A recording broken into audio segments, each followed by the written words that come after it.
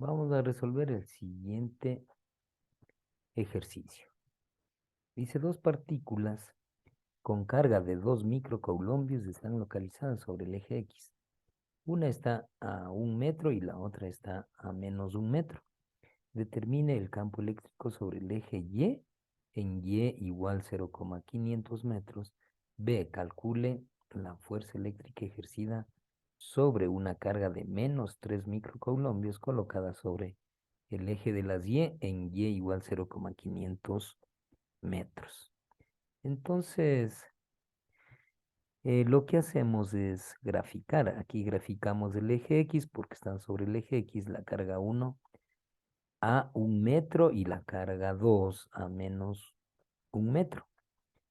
La carga es de 2 microcoulombios en cada uno de estos puntos y queremos determinar el campo eléctrico sobre el eje Y, o sea, en este punto de aquí, en Y en 0,5, aquí es 0,5, aquí es 1.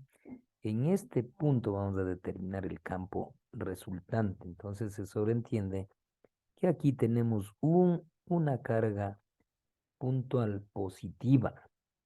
Entonces, como esta es negativa, perdón, no, la distancia es negativa. La carga es positiva. Cada una es positiva, 2 microcoulombios. Entonces, positivo con positivo se repelen. Si a esta le llamé la carga 2, este sería el campo 2. Y esta es la carga 1. Positivo con positivo también se repele. Este vendría a ser el campo 1. Lo que hacemos es descomponer a cada uno de estos campos en el campo 2 en X, el campo 2 en Y. Y el campo 1 en X y su componente en Y, que sería el campo 1 en Y. Ampliémosle un poquito, ya. Ahora, tengo estas componentes. El campo 2 en X con el campo 1 en X se anulan porque tienen la misma distancia, están a la misma distancia y, y están en sentido contrario. Entonces yo hago sumatoria de campos en X, sería el campo 2 en X menos el campo 1 en X, que se va a anular, entonces se haría 0 en X. Y nos va a quedar solo dos componentes en Y, la una el campo 1 en Y y la otra el campo 2 en Y, los dos vectores positivos porque están hacia arriba.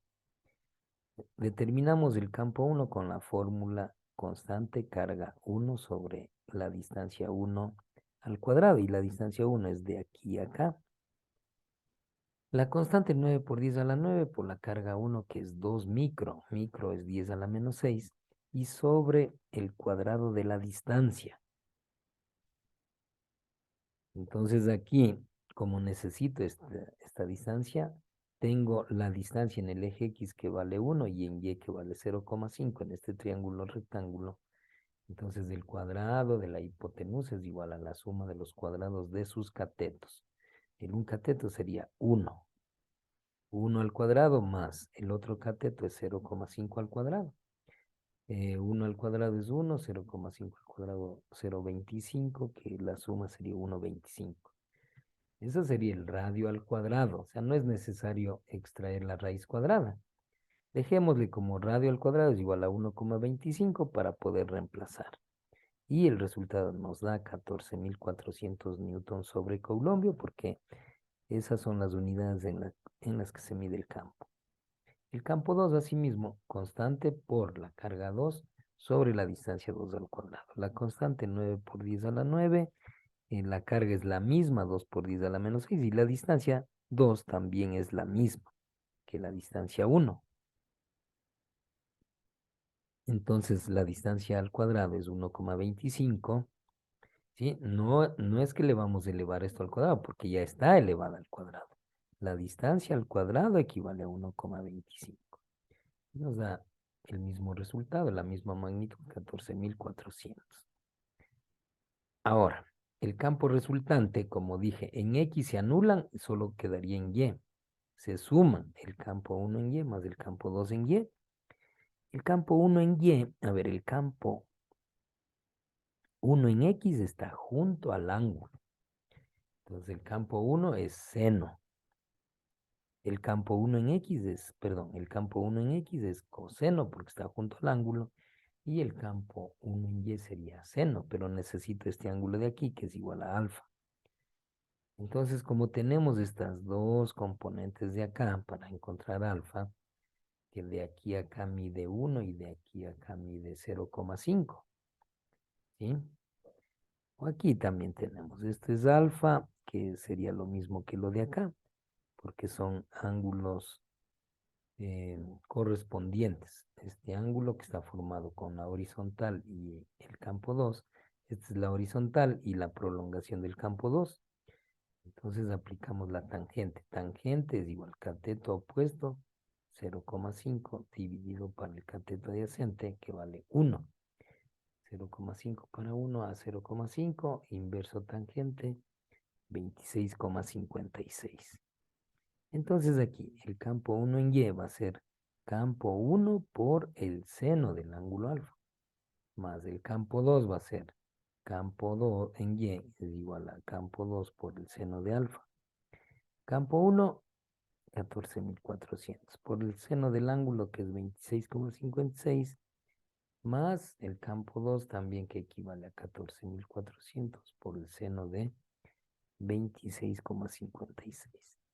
El campo resultante nos da 12.877,48 Newton sobre Coulombio. Ahí estaría determinado el campo. Y ahora vamos a determinar lo que nos pedía el literal B. Nos pedía calcular la fuerza eléctrica sobre una carga de menos 3 microcoulombios colocada en Y 0,5. Entonces aquí tenemos en X1, en X menos 1 y en Y, acá es 1, aquí sería 0,5. En este punto va a haber una carga de menos 3 microcoulombios. Eso es lo que dice el ejercicio.